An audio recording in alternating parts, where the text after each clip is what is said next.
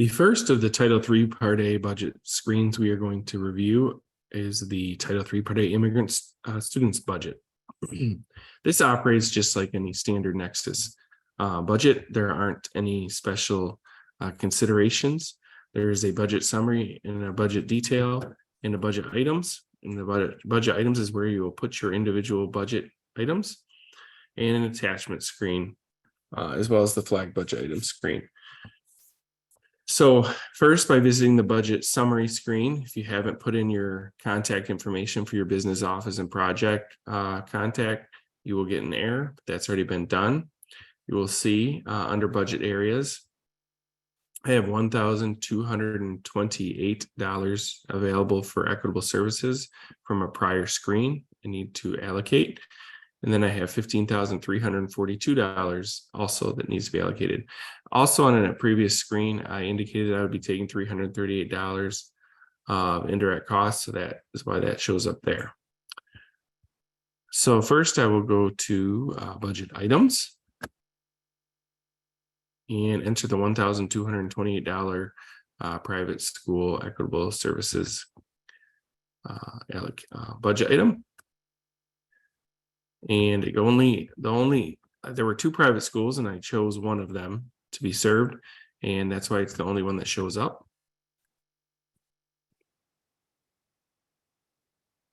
And you'll put in your budget description there and whatever function code it would be, and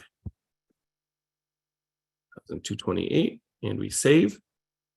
And then if I have more to do, like adding regular program budget items after I've saved, I will add another budget item. And let's say it is a regular program cost, nothing under facility and private school. Description, we'll just write testing budget item number 2. And we'll call it 221, let's say.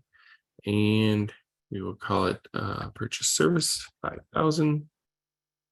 And save. And we'll just go back and check our progress on the budget summary screen once this is done saving.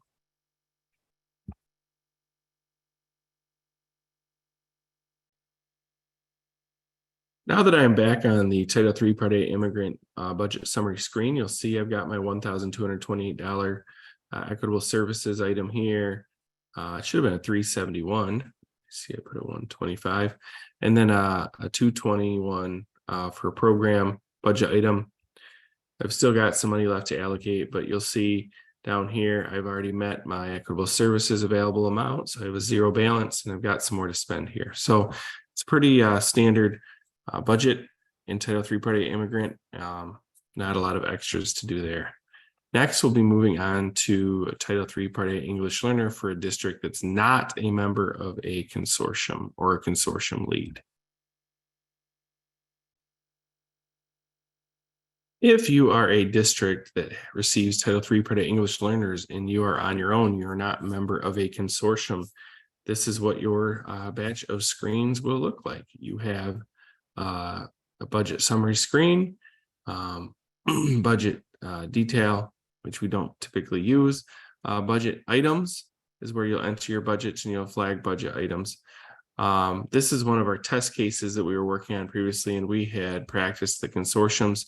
So ignore this grant member budgets line will not be here, nor will flag budget items. So these two won't be here. It'll just be these four: budget summary, budget detail, budget items, flag budget items, and Title III Part A English Learner attachments.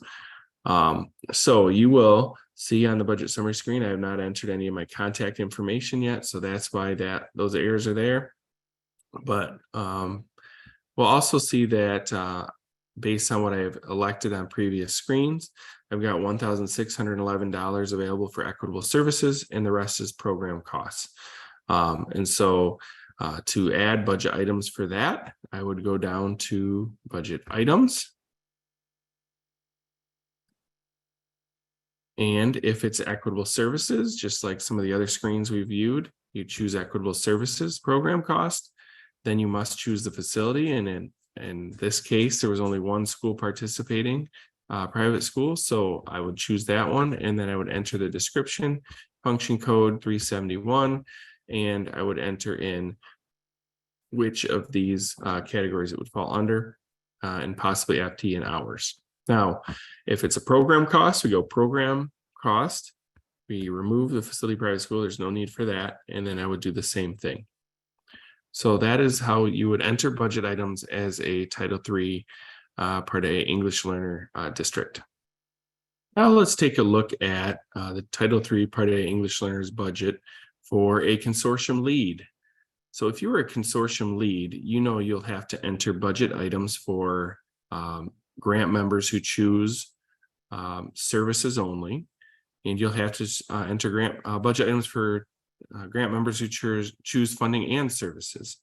And you'll have to enter your own budget items. So first, let's start with your own budget items and those that choose services only. So to do that, you go to budget items. Those will go under your budget, under budget items. In budget items, let's start with your own budget items. Okay, it would either be administrative. If you have equitable services that you have to provide, that would go there, or program cost. Any one of those three. You would also, if you chose equitable services, you'd be choosing the private school that's receiving the equitable services. Put in the description and the function code and the rest of the required information. So if you are putting in budget items for your own district or for members who choose services only, they all go under budget items.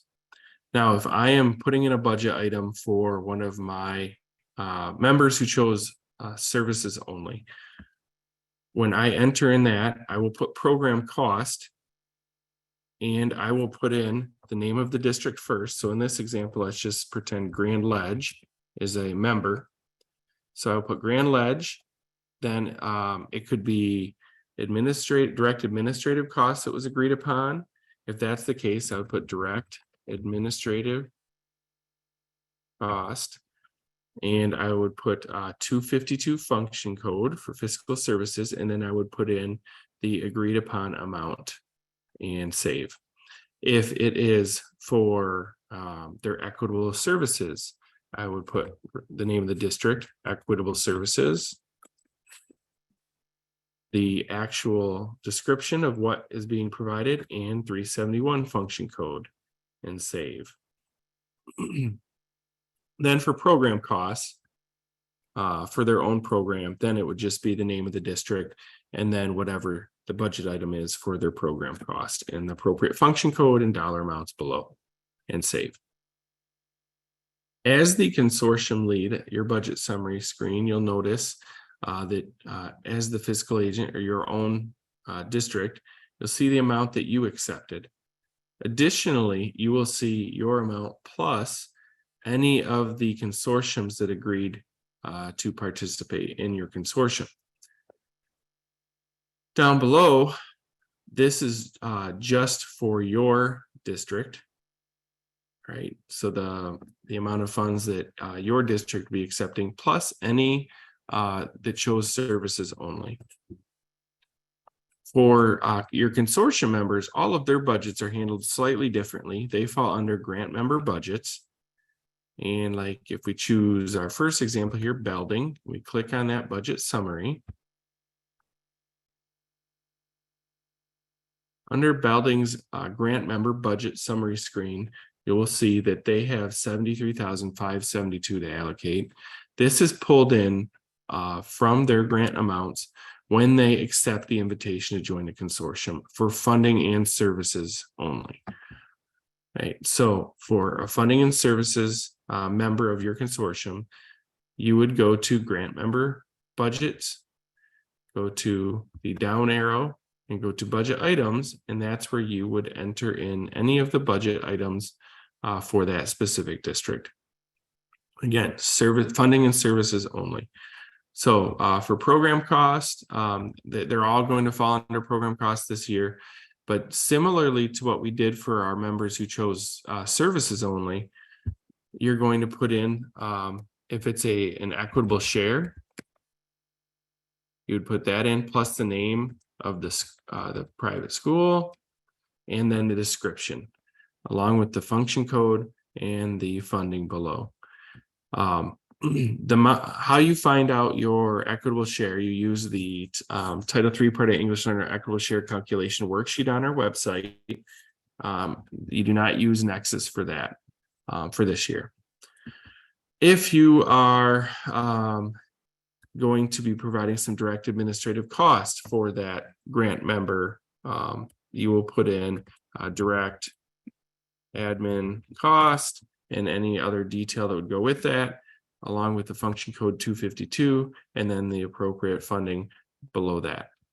Then the remaining program costs would be entered to go to their program. Just remember to click save and add every time you add a new budget item. Now, the last thing just to remind our consortium members is when they are logged into Nexus, they will see their consortium leads application show up. To accept that invitation or to make any changes, you open up that district's, the consortium leads consolidated application. You go to consortium acceptance, and you will be able to view the response that you've already given if you've already responded, or make any changes. So you'll see that for this specific example, we had said that we are going to be participating in funding and services for that consortium. Okay, so that's one thing.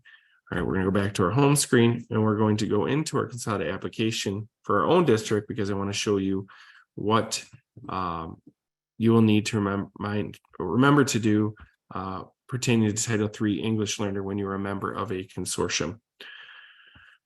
So Title III, if I'm a member of a consortium, I do not want to be accepting my own funds because those are going to go to my consortium lead.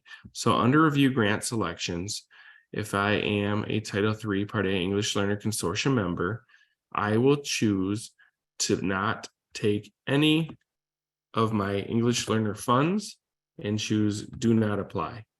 Right, that is really important to do. Otherwise, you're going to have that screen to complete on your own application, and it won't work the way it is supposed to. So remember, if you're a consortium member, you want to not apply for Title III Part A English Learner and remove the amounts that are in that box and save.